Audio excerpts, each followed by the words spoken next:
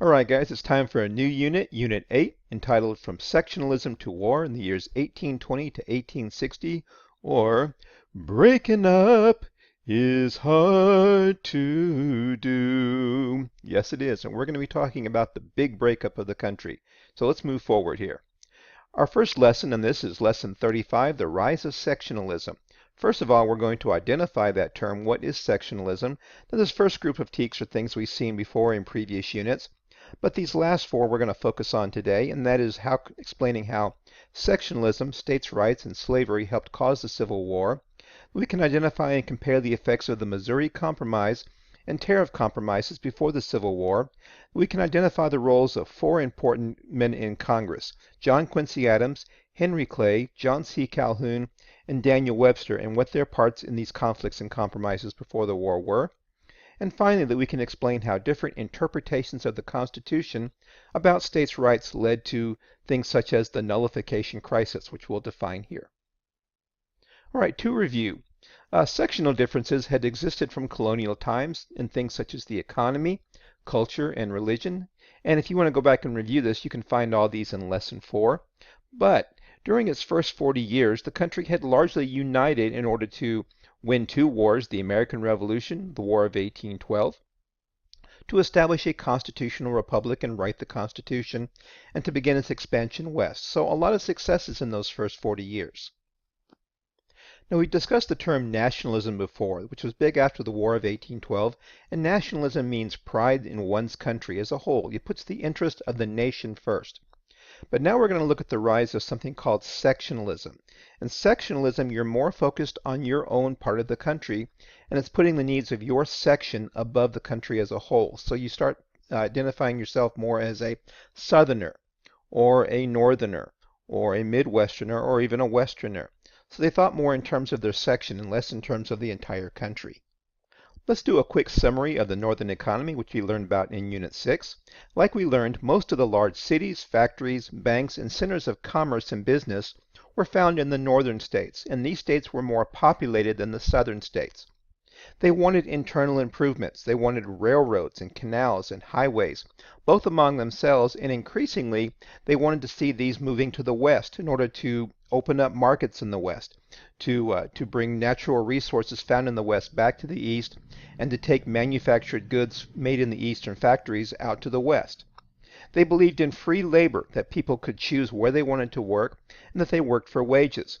Early on, we learned that these workers were mostly women and children, but increasingly, and especially as farm technology improved, men made up this population, and also a growing number of European immigrants also worked in the factories.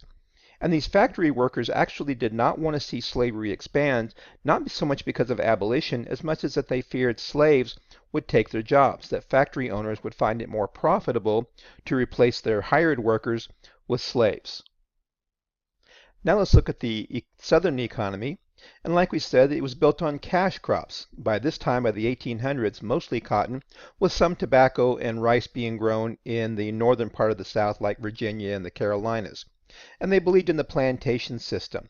They depended on slave labor.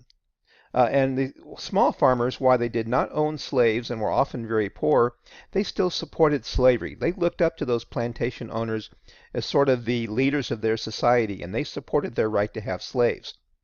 Southern plantation owners invested in more land and slaves instead of industries, so factories were very few, and there were not very many large cities in the South. And they wanted to see slavery expand to the west, because the only way they were going to be able to grow their economy and continue the plantation system is if it was able to move west with the rest of the country. Next, let's do a quick summary on the issue of tariffs, which we've discussed before. Like we said, tariffs are taxes on imported goods, things that come from other countries, clothes, tools, and manufactured products. Now, the reason for tariffs was to protect American factories from foreign competition. This was part of Alexander Hamilton's suggestion early on, also part of Henry Clay's American system. So the idea here is to make it cheaper to buy American factory goods than foreign goods. The South, however, opposed these tariffs because, again, they don't have very many factories. They have to trade for their manufactured goods. And tariffs made trade more expensive and devalued their own exports. The South also felt that by passing these tariffs, that the federal government was showing favor toward the northern states against the interest of southern farmers. So what we'll see happen is that the issues of slavery and westward expansion and adding new states become intertwined and completely connected. So as new states are added, the issue of slavery becomes more important. So the goal becomes to, in order to maintain a balance in the Senate and keep, so neither side has a clear advantage, the goal becomes to balance the free and slave states in the Senate.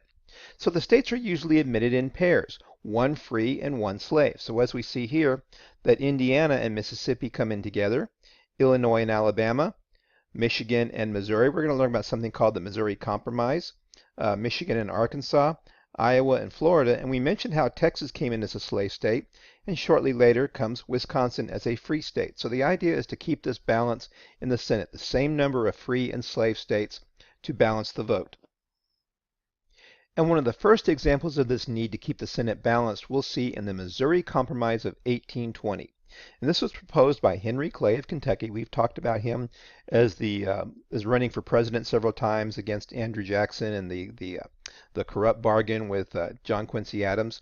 But by this time, he's known in Congress as the Great Compromiser because he was involved in a number of compromises between the northern and southern states and between the issue of free states and slave states. So in the Missouri Compromise of 1820, Maine wanted to come in as a state, and so did Missouri. So the plan was to admit Maine as a free state, which it did in 1820, and then Missouri comes in as a slave state. But the next question is what's going to happen with all of that Louisiana Purchase territory that hasn't been organized as states yet? What they decide to do is that they're going to ban slavery in territories north of Missouri's southern borders. And they're going to allow territories that are south of that to have slavery. And they draw this at the Missouri Compromise line, which is at latitude 36 degrees north and 30 minutes.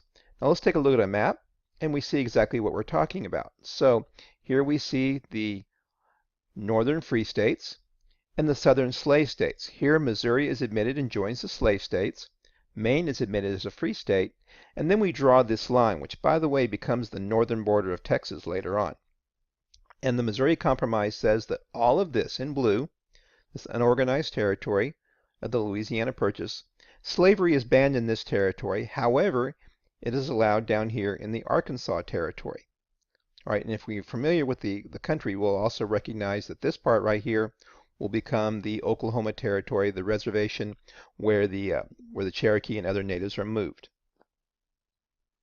So here we see an early example of attempts to try to keep the question of slavery expansion balanced and to find compromises between the two.